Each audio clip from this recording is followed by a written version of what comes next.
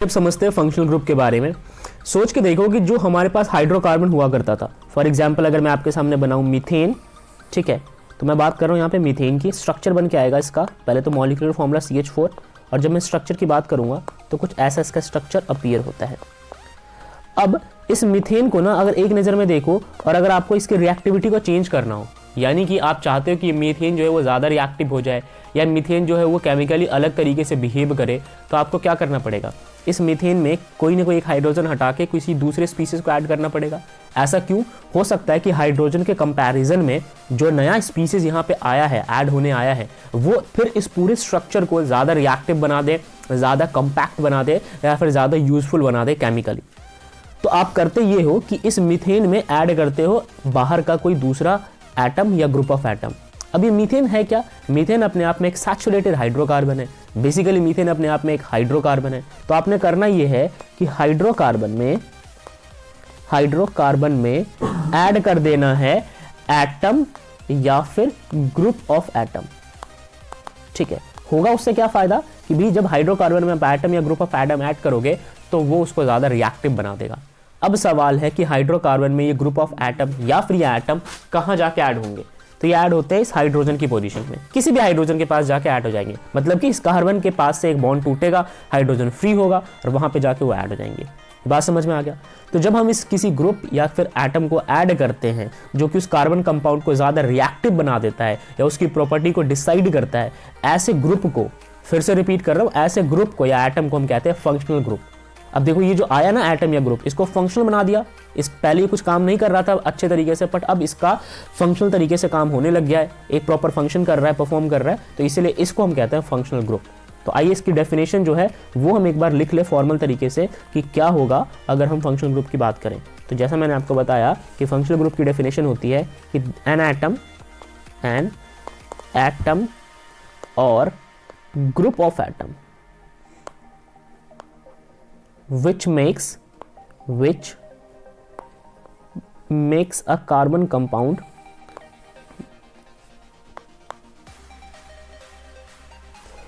more reactive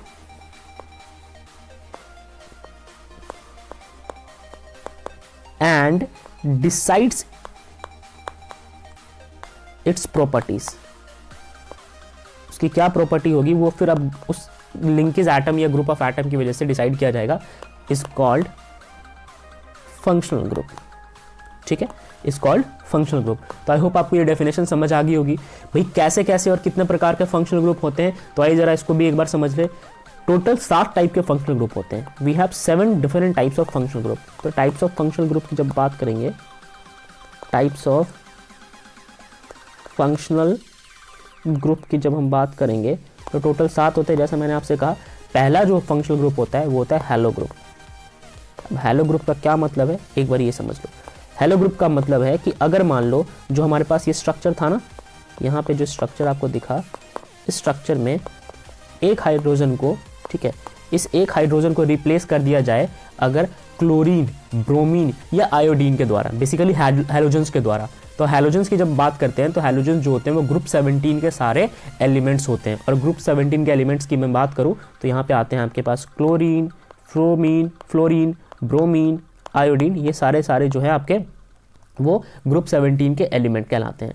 तो ये elements अगर इनमें से कोई भी एक एलिमेंट आके यहाँ पे आके अटैच हो जाए, ठीक है, इस जगह पे आके अटैच हो जाए, ठीक, और यहाँ से हाइड्रोजन चला जाए तो आपके पास नया जो स्ट्रक्चर है वो कुछ ऐसा दिखेगा। ठीक, ध्यान से नोटिस करो, यहाँ पे क्या आ गया, क्लोरीन आ गया। ठीक है, तो क्लोरीन के अराइवल की वजह से अब जो ये नया स्ट्रक्चर है आपका ये ज़्यादा रिएक्टिव हो जाएगा, इसकी प्रॉपर्टी जो है वो डिसाइसिव हो जाएगी। तो इसी को, क्लोरीन को यहाँ पे आप कहोगे फंक्शनल ग्रुप। क्लोरीन क्या था? ये क्लोरीन था आपका फंक्शनल ग्रुप।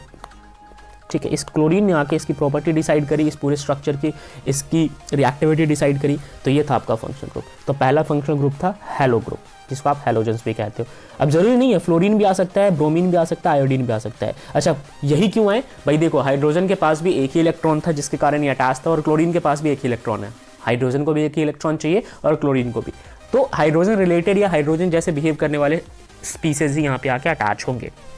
नेक्स्ट बात करते हैं सेकेंड ग्रुप क्या होता है। तो अगर हम सेकेंड ग्रुप की बात करें तो हमारे पास सेकेंड ग्रुप निकल के आता है अल्कोहल ग्रुप। ठीक है, सेकेंड है एल्कोहल ग्रुप। अब एल्कोहल ग्रुप में जो ग्रुप आता है उसे हम कहते हैं OH, ठीक है। हाइड्रोक्साइड जो है ना वो आता है। हाइड्रोक्साइड कहाँ पे आता है? वही उस हाइड्रोजन की जगह पे। जैसे अगर मैं आपको यहाँ पे दिखाऊं, ये हमारा ना नॉर्मल स्पीसीज था, ठीक है। अगर मैं एक मीथेन की बात करूं, यहाँ पे जो एक हाइड्रोजन था ना, अब वो हाइड्रोजन जा चुका है और यहाँ पे आ गया ऑक्सीजन, ठीक है। तो यहाँ पे मैं लिंक कर देता हूँ ऑक्सीजन को। अब ऑक्सीजन को 2 बॉन्ड की जरूरत पड़ती है, तो एक तो ये बना लेगा इस कार्बन के साथ, और दूसरा जो ये खुद का हाइड्रोजन लेके आया उसके साथ जाके बना लेगा। तो इस तरीके से पूरा स्ट्रक्चर भी सेटिस्फाई है। कार्बन को भी 4 मिल गए, 1 2 3 4, और इधर ये ऑक्सीजन भी सेटिस्फाई है। इसके पास पहले से ही 6 होते हैं, ठीक है, आउटर मोस्ट शेल में, और बाकी 2 इधर से ये लिंकेज करके बना लेगा। तो इसके इस तरीके से जो बॉन्ड है वो भी कंप्लीट हो गए। तो ये था हमारा एल्कोहल। अब देखो हम इनकी नेमिंग कैसे करेंगे, ये हम फर्दर नेक्स्ट क्लास में पढ़ेंगे। फिलहाल आप इंट्रोडक्शन पढ़ लो कि कौन कौन से ग्रुप होते हैं। जब थर्ड की बात करते हैं तो थर्ड होता है एल्डिहाइड, ठीक है।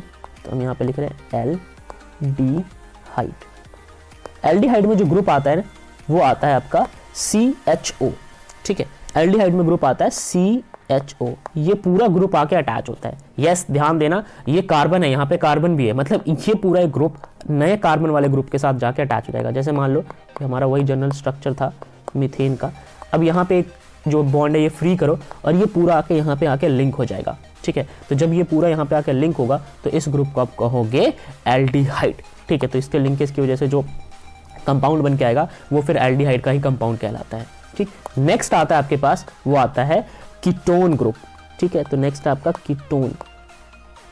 कीटोन में क्या होता है कि भाई C डबल बॉन्ड O, ये इधर से भी फ्री है और इधर से भी फ्री है, ठीक है। ये वाला ग्रुप आके अटैच होगा। अब जब इस ग्रुप के अटैचमेंट की बात की जाती है तो इसको इधर से भी बॉन्ड सेटिस्फाई करना है, इधर से भी सेटिस्फाई करना है, तो ये इसके साथ अटैच नहीं हो सकता आपके मीथेन के साथ डायरेक्ट। सोचो कैसे होगा अगर ये हो गया यहाँ पे, तो फिर ये तो चलो यहाँ पे एक हाइड्रोजन फ्री हो गया, लेट्स सपोज यहाँ से एक हाइड्रोजन फ्री हो गया और ये यहाँ पे आके अटैच हो गया, बट ये अपने इस बॉन्ड को कहाँ से सेटिस्फाई करेगा? तो ये उन स्ट्रक्चर में जाके अटैच होता है जहाँ पे एटलीस्ट 2 कार्बन है, उनके बीच में जाके अटैच होगा। जैसे कि मैं अगर आपको यहाँ पे स्ट्रक्चर बना के दिखाऊँ तो यहाँ पे मैं बनाता हूँ आपके लिए स्ट्रक्चर। लेट्स सपोज ये है,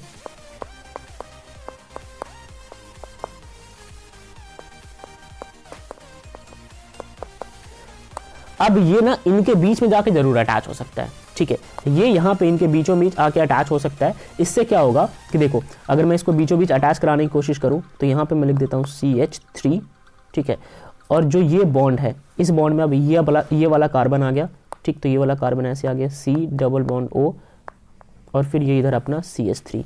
इससे क्या है, इससे प्रॉपर जो है हमारा स्ट्रक्चर वो सेटिस्फाई हो रहा है। जैसे कि इस कार्बन को चाहिए था 4, तो 3 हाइड्रोजन से मिलेगा, 1 यहाँ से मिलेगा। इस वाले कार्बन को चाहिए 4, 1 यहाँ से मिलेगा 3 हाइड्रोजन से, और इसको चाहिए 4, तो 2 तो जो अपना ऑक्सीजन लेके आया उससे ये कंबाइन होके पूरे कर लेगा, और एक इन एडजेसेंट कार्बन से लेके अपने बॉन्ड को सेटिस्फाई कर लेगा। तो इसी तरीके से कीटोन जो है वो भी हमारा चौथा फंक्शनल ग्रुप होता है। 5वां फंक्शनल ग्रुप जो है सबसे इंपॉर्टेंट, वो है आपका कार्बोक्सिलिक एसिड। इसे हम कहते हैं कार्बोक्सिलिक एसिड, ठीक है। अब कार्बोक्सिलिक एसिड में कौन सा ग्रुप अटैच होता है? तो होता है COOH। ये बॉन्ड दिखाना बहुत ज़रूरी है क्योंकि यही जाके अटैच होंगे, इन्हीं से वो लिंक होता है, तो इसे हम कहते हैं COOH, ठीक। अब जब COOH की बात की जाती है और ये जब भी अटैच होता है तो इसे हम इथेनोइक एसिड भी कहते हैं। अगर मान लो कि सपोज ये अटैच हो गया किसी एक कार्बन वाले पे, जैसे मान लो यहाँ पे अटैच हो गया, लेट सपोज ये था अपना जनरल स्ट्रक्चर मीथेन का, यहाँ एक हाइड्रोजन फ्री है तो यहाँ जाके अटैच हो जाएगा, तो टोटल अब 2 कार्बन हो जाएंगे। तो 2 के लिए हम एथ वर्ड यूज़ करते हैं, और इसके लिए इसके प्रोनाउंसिएशन के लिए ओइक वर्ड यूज़ करते हैं, जो कि मैं आपको नेमिंग में डिटेल में बताऊंगा। तो आई होप आपको ये बात समझ आई होगी। 6th और 7th जो होते हैं ना वो अपने डबल और ट्रिपल बॉन्ड होते हैं, तो कायदे से उसको काउंट तो हम फंक्शनल ग्रुप में करते हैं, पर प्राइमरली ये 5 वो फंक्शनल ग्रुप थे जिनको मुझे इंट्रोड्यूस कराना था आपको। तो ये था हमारा फंक्शनल ग्रुप का बेसिक इंट्रोडक्शन।